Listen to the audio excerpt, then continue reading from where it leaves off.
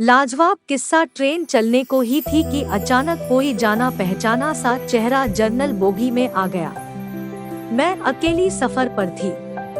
सब अजनबी चेहरे थे।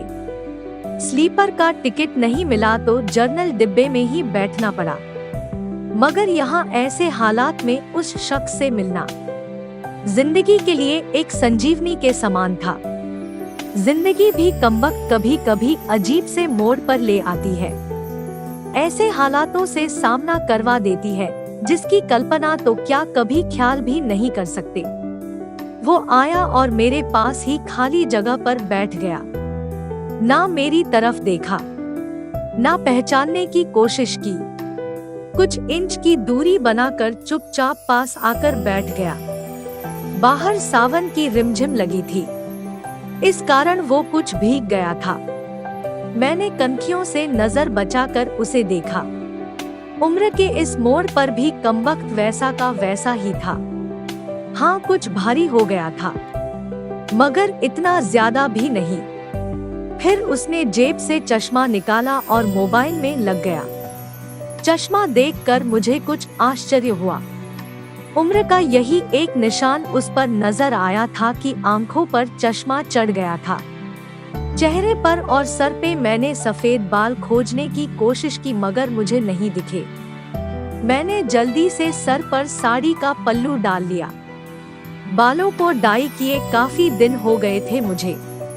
ज्यादा तो नहीं थे सफेद बाल मेरे सर पे, मगर इतने जरूर थे कि गौर से देखो तो नजर आ जाए।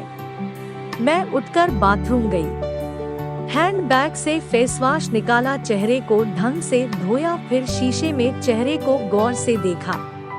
पसंद तो नहीं आया मगर अजीब सा मुंह बनाकर मैंने शीशा वापस बैग में डाला और वापस अपनी जगह पर आ गई। मगर वो साहब तो खिड़की की तरफ से मेरा बैग सरकाकर खुद खिड़की के पास बैठ गए थे। मुझे पूरी तरह देखा भी नहीं, बस बिना देखे ही कहा सॉरी। भाग कर चढ़ा तो पसीना आ गया था। थोड़ा सूख जाए फिर अपनी जगह बैठ जाऊंगा। फिर वह अपने मोबाइल में लग गया। मेरी इच्छा जानने की कोशिश भी नहीं की। उसकी यही बात हमेशा मुझे बुरी लगती थी। फिर भी ना जाने उसमें ऐसा क्या था कि आज तक मैंने उसे नहीं बुलाया। एक वो था कि 10 सालों में ही भूल गया। मैंने सोचा शायद अभी तक गौर नहीं किया, पहचान लेगा। थोड़ी मोटी हो गई हूँ, शायद इसलिए नहीं पहचाना।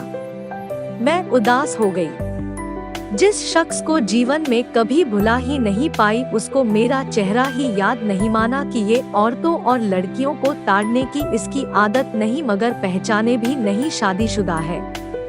मैं भी शादीशुदा हो जानती थी। इसके साथ रहना मुश्किल है, मगर इसका मतलब यह तो नहीं कि अपने ख्यालों को, अपने सपनों को जीना छोड़ दूं। एक तमन्ना थी कि कुछ पल खुल के उसके साथ गुजारूं। माहौल दोस्ताना ही हो, मगर हो तो सही। आज वही शख्स पास बैठा था जिसे स्कूल टाइम से मैंने दिल में बसा रखा था। सोशल मीडिया पर उसके सारे अकाउंट चोरी छुपे देखा करती थी। उसकी हर कविता, हर शायरी में खुद को खोजा करती थी। वह तो आज पहचान ही नहीं रहा। माना कि हम लोगों में कभी प्यार की पींगे नहीं चली, ना कभी इजहार हुआ। हाँ, वो हमेशा मेरी केयर करता था और मैं उसकी केयर करती थी। कॉलेज छुटा तो मेरी शादी हो गई और वो फौज में चला गया। फिर उसकी शादी हुई। जब भी गांव गई उसकी सारी खबर ले आती थी। बस ऐसे ही जिंदगी गुजर गई। आधे घंटे से ऊपर हो गया। वो आराम से खिड़की के पास बैठा मोबाइल में लगा था। देखना तो दूर, चेहरा भी ऊपर नहीं किया। मैं कभी मोबाइल में देखती, कभी उसकी तरफ। सोशल मीडिया पर उसके अकाउंट खोल कर देखे, तस्वीर मिलाई। वही था, पक्का वही, कोई शक नहीं था। वैसे भी हम महिलाएं पहचानने में कभी भी धोखा नहीं खा सकती। 20 साल बाद भी सिर्फ आंखों से पहचान ले। फिर और कुछ वक्त गुजरा, माहौल वैसा का वैसा था। मैं बस पहलू बदलती रही। फिर अचानक टीटी आ गया। सबसे टिकट पूछ रहा था। मैंने अपना टिकट दिखा दिया। उससे पूछा तो उसने कहा नहीं है। टीटी बोला फाइन लगेगा। वह बोला लगा दो टीटी। कहाँ का टिकट बनाऊं? उसने जल्दी से जवाब नहीं दिया। मेरी तरफ देखने लगा। मैं कुछ समझी नहीं। उसने मेरे हाथ में थमी टिकट को गौर से देखा, फिर टीटी से बोला कानपुर। टीटी ने कानपुर की टिकट बना कर दी और पैसे लेकर चला गया। वह फिर से मोबाइल में तल्लीन हो गया। आखिर मुझसे रहा नहीं गया। मैंने पूछ ही लिया कानपुर में कहाँ रहते हो? वह मोबाइल में नजरें गड़ाए हुए ही बोला कहीं नहीं। वह चुप हो गया तो मैं फिर बोली किसी काम से जा रहे हो? वह बोला हाँ। अब मैं चुप हो गई।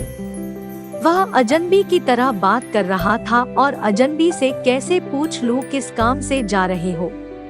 कुछ देर चुप रहने के बाद फिर मैंने पूछ ही लिया वहाँ शायद आप नौकरी करते हो? उसने कहा नहीं। मैंने फिर हिम्मत करके पूछा तो किसी से मिलने जा रहे हो? वही संक्षिप्त उत्तर। नहीं। आखिरी जवाब सुनकर मेरी हिम्मत नहीं हुई कि और भी कुछ पूछूं। अजीब आदमी था। बिना काम सफर कर रहा था। मैं मुंह फेर कर अपने मोबाइल में लग गई। कुछ देर बाद खुद ही बोला ये भी पूछ लो क्यों जा रहा हूँ कानपुर? मेरे मुंह से जल्दी में निकला बनाओ क्यों जा रहे हो? फिर अपने ही उतावलेपन पर मुझे शर्म सी आ गई। उसने थोड़ा सा मुस्कुराते हुए कहा एक पुरानी दोस्त मिल गई जो आज अकेले सफर पर जा रही थी। फौजी आदमी हूँ, सुरक्षा करना मेरा कर्तव्य है। अकेले कैसे जाने देता, इसलिए उसे कानपुर तक छोड़ने जा रहा हूँ। इतना सुनकर मेरा दिल जोर से धड़का।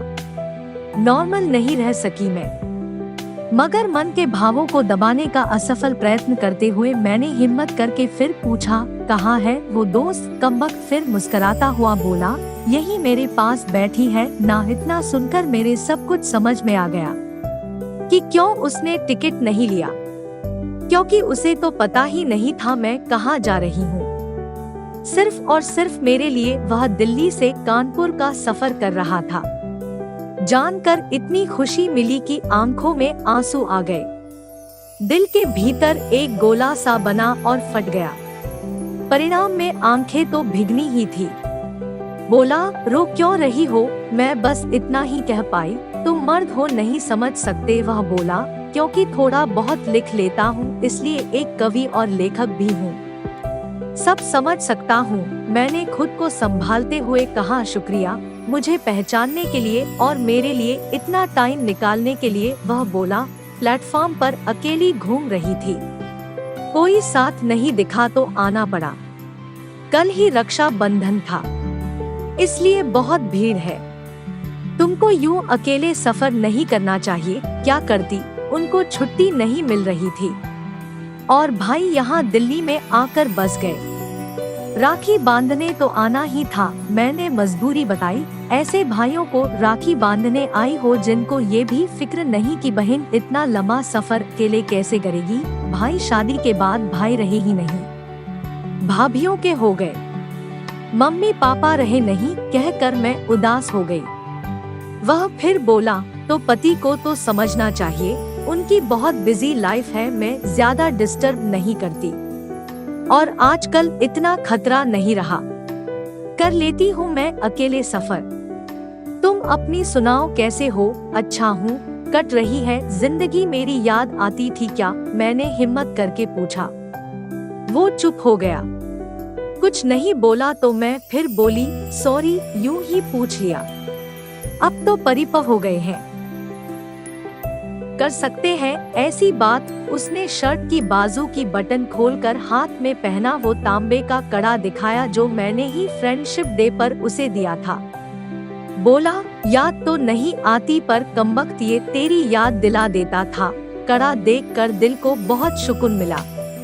मैं बोली कभी संपर्क क्यों नहीं किया? वह बोला डिस्टर्ब नहीं करना चाहता था। तुम्हारी अपनी जिंदगी है और मेरी अपनी जिंदगी है, मैंने डरते डरते पूछा, तुम्हें छू लूं? वह बोला, पाप नहीं लगेगा। मैं बोली, नहीं, छूने से नहीं लगता। और फिर मैं कानपुर तक उसका हाथ पकड़कर बैठी रही। बहुत सी बातें हुई। जिंदगी का एक ऐसा यादगार दिन था जिसे आखिरी सांस तक नहीं भुला पाऊंगी। वह मुझे सुरक्षित घर छोड़ कर गया, रुका नहीं, बाहर से ही चला गया। जम्मू थी उसकी ड्यूटी, चला गया। उसके बाद उससे कभी बात नहीं हुई, क्योंकि हम दोनों ने एक दूसरे के फोन नंबर नहीं लिए। हालांकि हमारे बीच कभी भी नापाक कुछ भी नहीं हुआ। एक पवित्र सा रिश्ता था, मगर रिश्तों की गरिमा बनाए रखना जरूरी था।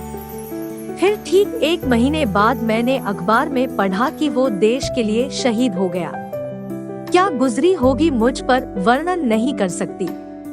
उसके परिवार पर क्या गुजरी होगी पता नहीं। लोक लाज के डर से मैं उसके अंतिम दर्शन भी नहीं कर सकी। आज उससे मिले 1 साल हो गया है। आज भी रक्षाबंधन का दूसरा दिन है। आज भी सफर कर रही हूँ। दिल्ली से कानपुर जा रही हूँ। जानबूझकर जर्नल डिब्बे का टिकट लिया है मैंने। अकेली हूँ। न जाने दिल क्यों आस पाले बैठा है कि आज फिर आएगा और पसीना सुखाने के लिए उसी खिड़की के पास बैठेगा। एक सफर वो था जिसमें कोई हमसफर था। एक सफर आज है जिसमें उसकी यादें हमसफर है। बाकी जिंदगी का सफर जारी है। देखते हैं कौन मिलता है, कौन साथ छोड़ता है।